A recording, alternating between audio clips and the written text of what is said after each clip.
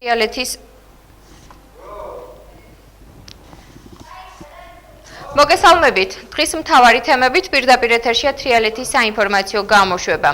საზოგადოებრივი აზრის ჩვენი ბოლო მასშტაბური კვლევის მიხედვით ქვეყანაში ჯანდაცვის ერთ-ერთ მთავარ პრობლემად საყოველთაო ჯანდაცვისა და სახელმწიფო დაზღვევის პროგრამის მიმართ ნდობა და მათ შესახებ მოსახლეობის არაინფორმირებულობა სახელდება.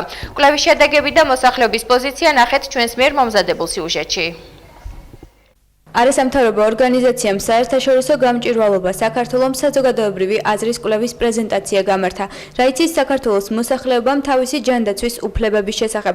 Როგორც არასამთავრობო ორგანიზაციის წარმომადგენლები ამბობენ, კვლევამ მოლოდინების საწინააღმდეგო შედეგები აჩვენა. კვლევის ძირითადი მიგნებაა, რომ 1918 გამოკითხული რესპონდენტიდან 18%-მა საერთოდ არ იცის იმის არაინფორმირებულობის შესახებ ეჩვსამყარებს ისიც, რომ დაზღვევის ორ სახელმწიფო პროგრამაზე 310 მილიონი ლარი ვერ დაიხარჯა. კვლევამ სამი ძირითადი მიმართულებით გამოავლინა შედეგები მოსახლეობის ინფორმირებულობის, ნდობის და ფინანსური პასუხისმგებლობის შესახებ.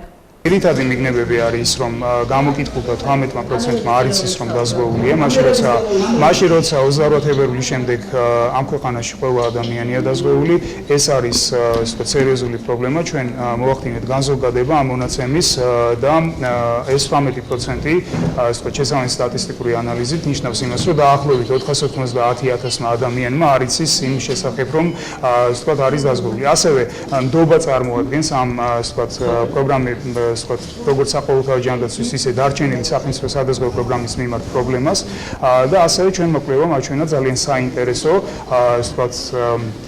მიდგომა მოსახლეობის მხრიდან, რომ ისინი მზად არიან ფინანსური პასუხისმგებლობა გაინაწილონ სახელმწიფოსთან ერთად ამ საკუთარი ჯანდაცვის გამო.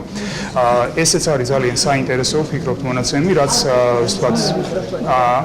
პირდაპირ ეუბნება მთავრობას იმას, რომ ადამიანების საკმაოდ დიდი ნაწილი არის მზად იმისთვის, რომ თავად დააფინანსოს საკუთარი დაზღვევა, ან გაინაწილოს ეს თვირთი სახელმწიფოსთან ერთად, რაც მთავრობა საშუალებას აძლევს მიმართოს ეს გამოთავისუფლებული რესურსი იმ ადამიანებისკენ, ვისაც უფრო მეტად ჭირდება სოციალურად დაუცველ მოსახლეობას გულისხმობ ჯანდაცვის სერვისები და ვისაც ნაკლებად ხელმისაწვდომია ეს სერვისები. ეს არის მთავარი მიგნებები ჩვენი კვლევის და შესაბამის რეკომენდაციებს ავუდგენთ ჯანდაცვის სამინისტროს და სოციალური მოსახლეობის სააგენტოს. თუმცა ჯანდაცვის სამინისტროს წარმომადგენლები კვლევის შედეგებს ბუნდოვანს უწოდებენ და აცხადებენ, რომ კვლევაში არეულია ორი ძირითადი სახელმწიფო სადაზღვევო პროგრამა, რაც მის შედეგებს არასანდოს ხდის.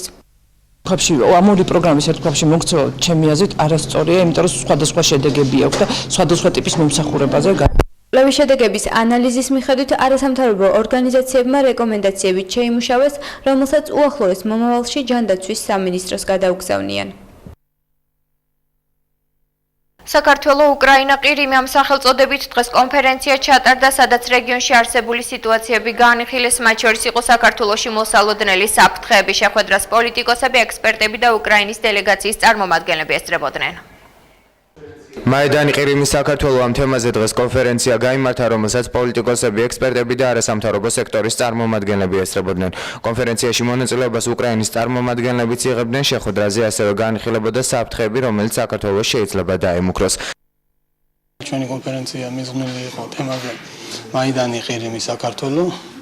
თემატიკა განხილული იქნა მაიდანის სეგმენტური ნაწილიდან, რადგანაც ეს არის არა უბრალო ერთი მოვლენა, არამედ მოვლენა, რომელმაც გლობალურად შეცვალა პროცესები, როგორც თვითონ უკრაინაში, ასევე მთლიანად რეგიონსა და დანარჩენ სამყაროში. მთლიანობაში ქვეყანას საჭიროებს გეოპოლიტიკური და სტრატეგიული დაგეგმარების ძალიან მკაფიო ჩამოყალიბებას და ერთ აზრზე მოქცევას, როგორც სახელმწიფოს ხელისუფლების, ასევე საზოგადოების მხრიდან, რადგანაც რეალურად ჩვენ ვიმყოფებით უმძიმეს დროში, სადაც მძიმე გამოწვევებთან გვაქვს საქმე. სტრატეგიული პარტნიორი ქვეყანაა და იქ მიმდინარე პროცესები ბუნებრივია ძალიან მნიშვნელოვანია ჩვენთვის და უნდა გვესმოდეს კარგად რა ტიპის მოვლენებთან გვაქვს საქმე იმისათვის რომ ადეკვატური რეაგირება მოვახდინოთ და ასევე ვიყოთ მაქსიმალურად რამდენადაც ეს შესაძლებელია ჩართულები ამ პროცესში გულისხმობ მხარდაჭერის თვალსაზრისით უკრაინული საზოგადოებისთვის რათა მან გადალახოს ის სირთულეები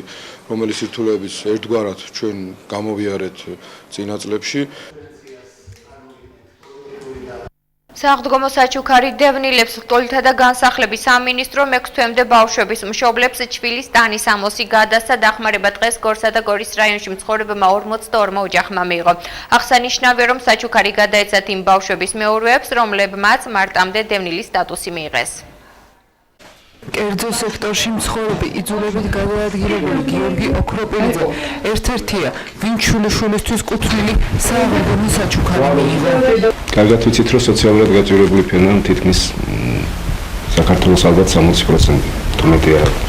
ასეთი პატარა დახმარებები ეს აუცილებელია ის დიდი მადლობა სამინისტროს განსახლების სამინისტროს მიერ გამოყოფილი დახმარება 6 თვემდე ასაკის ბავშვების მშობლებმა მიიღეს. ასეთი გორსა და გორის რაიონში მცხოვრები მხოლოდ 42 ოჯახი აღმოჩნდა. როგორც ისინი აცხადებენ, მნიშვნელოვანია მსგავსი სახის დახმარება მომავალშიც მოიცეს.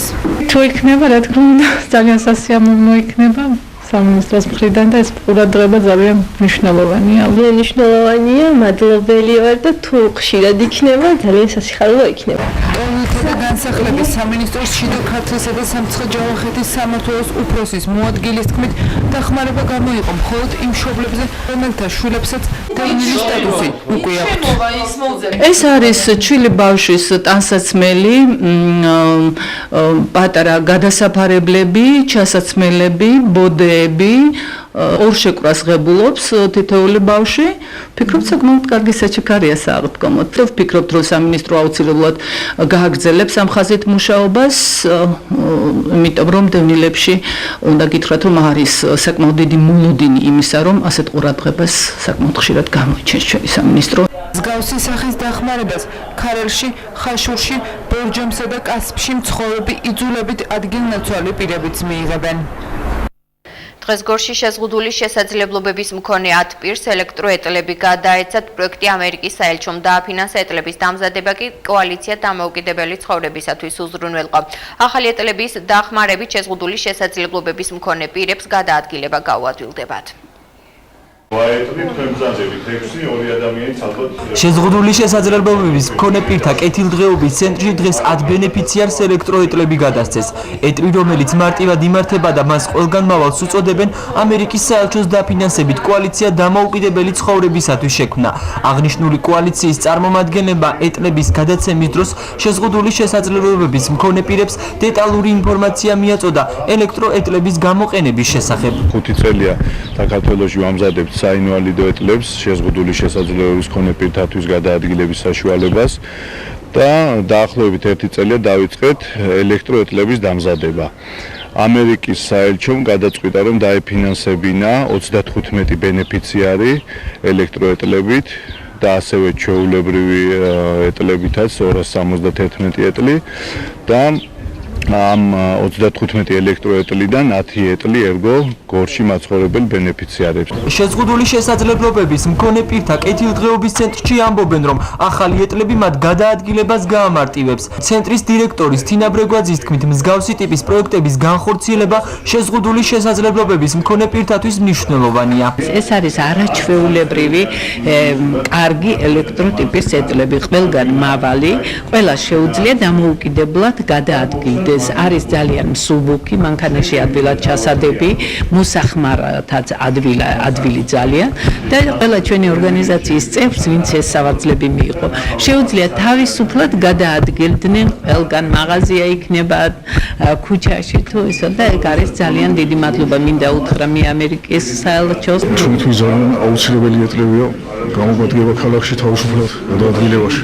გავაცნეს როგორ უნდა გამოვიყენოთ ეს ეტლის მუშაობის პრინციპი აგვიხსნეს და საჭირო ინფორმაცია გვაქვს და მომავალში კარგად გამოგვადგება. კოალიცია დამოუკიდებელი ცხოვრებისათვის შეზღუდული შესაძლებლობების მქონე პირთათვის ეტლებს უკვე 5 წელია ამზადებს. ორგანიზაციამ უკვე 1 წელია რაც ელექტროეტლების გამოშვება დაიწყო. მათ ამერიკის საელჩოს დაფინანსებით სულ 35 ეტლი დაამზადეს. მათგან 10 გორელ ბენეფიციარებს გადაეცათ. 4 აპრილს ქართველი მოცეკვავე და საქართველოს ხალხური ცეკვის სახელმწიფო აკადემიური ანსამბლის დამფუძნებელი ილიკო სუხიშვილი მშობლიურ ქალაქში გაიხსენეს. დღეს ქორეოგრაფის დაბადებიდან 108 წელი შესრულდებოდა. საიუბილეო თარიღთან დაკავშირებით სტუდენტებმა, ანსამბლის წარმომადგენლებმა და საზოგადო მოღვაწეებმა გორში სუხიშვილის ქუჩაზე მდებარე მისი მემორიალი ყვავილებით შეამკეს. გორში ქართველი მოცეკვავის, საქართველოს ხალხური ცეკვის აკადემიური ანსამბლის დამფუძნებლის ილიკო სუხიშვილი უფროსის დაბადების დღე აღინიშნა. საიუბილეო თარიღთან დაკავშირებით მოცეკვავის მშობლიურ ქალაქ გორში მის მემორიალს სუხიშვილების ანსამბლის ერთ-ერთი წარმომადგენელი და სუხიშვილის სასწავლო უნივერსიტეტის თვითმმართველობა ამავე უნივერსიტეტის ბაზაზე ჩამოყალიბებულ ანსამბლ გორულასთან ერთად ესტუმრა და ილიკო სუხიშვილის ხსოვნას პატივი მიაგო. ყველა წელს 4 აპრილს ილიკო სუხიშვილის დაბადების დღეს მე ჩამოვდივარ, რათა პატივი მივაგო მის ხსოვნას. გადაწყვეტ ჩვენმა უნივერსიტეტმა, ასევე ჩვენმა ანსამბლმა, მოსულიყავდა პატივი მივაგო ამ კაცისთვის. ჩვენმა რექტორმა ჯანმრთელობის გამო ვერ მოახერხა აქ მოსვლა. ამიტომ გადაწყვეტ მხოლოდ ჩვენ მოსულიყავით. ანსამბლ გორულას მოცეკვავეებმა ქალაქის ქუჩებში მსვლელობა მოაწყეს და ადგილზე მისვლისას ილიკო სუხიშვილის მემორიალი თაიგულით შეამკეს. აღსანიშნავია, რომ 4 აპრილს გორში სუხიშვილის ხსოვნასთან დაკავშირებით მსგავსი სახის ღონისძიებები ყოველწლიურად ეწყობა.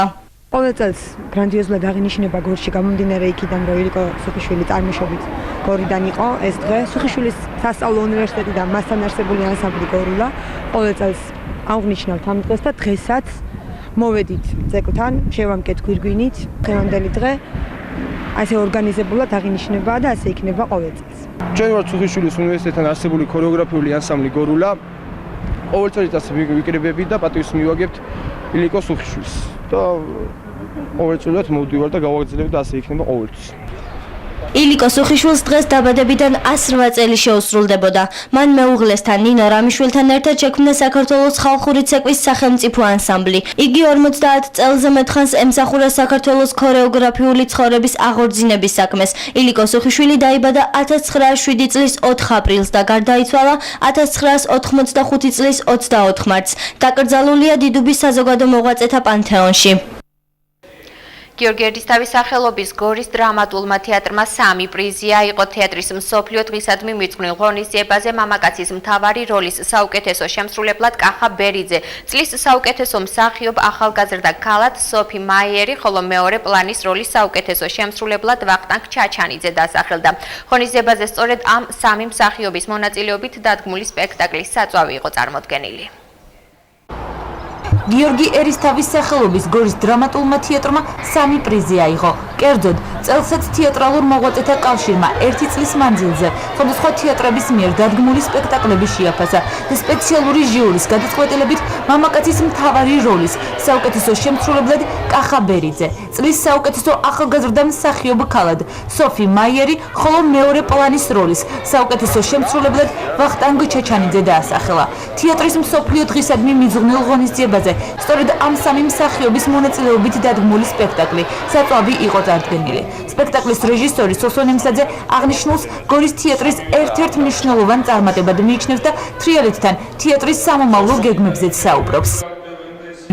ძალიან დიდი პროექტი ელოდება გორელ მაყურებელს, საუბარი მაქვს პიესა, ბიუხნერის პიესა დანტონზე და ვფიქრობ ეს საკმაოდ აქტუალურია თემა და საკმაოდ მასშტაბური პროექტი იქნება, რომელიც ბოლო წლებში აი ესეთი მასშტაბური პროექტი არ გახორციელებულა ერისთავის თეატრში. კიდევ მრავალ წარმატებასელიან გორის თეატრის მსახიობები, მაგალითად, სპეციალური ჟიურის მიერ მამაკაცის მთავარი როლის საუკეთესო შემსრულებლად დასახელებული კახა ბერიძე დარწმუნებულია, რომ სოსონ ემსაძის რეჟისორობით კიდევ არაერთი საინტერესო და წარმატებული სპექტაკლი დაიდგმება. რაც შეეხება მიღწეულ წარმატებას, ბერიძე თვლის, რომ ეს არა მარტო თეატრის, არამედ მთლიანად ქალაქის წარმატებაა. თითოეულ ჩატაგანისთვის არის საამაყო, ყველა გორელისთვის და ჩემი თეატრისთვის. რაც მთავარი, ეს არის საქმე, ეს არის საბუთი იმისა, რომ ჩვენ ვართ და თან ძალიან მაგრები ვართ, ალბათ. იმიტომ რომ ვერც ვერაფერი ვეღარ გვითხრეს ჟიურს გულისხმობ. და თქვენს რომ ეს არის სპექტაკლი, ეს არის მაგარი სპექტაკლი. სპექტაკლი, რომლის მონაწილე მსახიობები სხვადასხვა ნომინაციის გამარჯვებულები გახდნენ, თეატრალურ მოღვაწეთა კავშირმა მაღალი დონის სპექტაკლად დაასახელა. აღნიშნული საფუძველზე კახა ბერიძე თვლის, რომ წლის საუკეთესო რეჟისორად სპეციალურ ჟიურის სწორედ საწვავის რეჟისორი სოსონ ემსაძე უნდა დაესახელებინა. ასეთი იყო 4 აპრილის დღის მთავარი თემები. თრიალეთის ეთერში მოურშებათამდე გემშვიდობებით. ნახვამდის.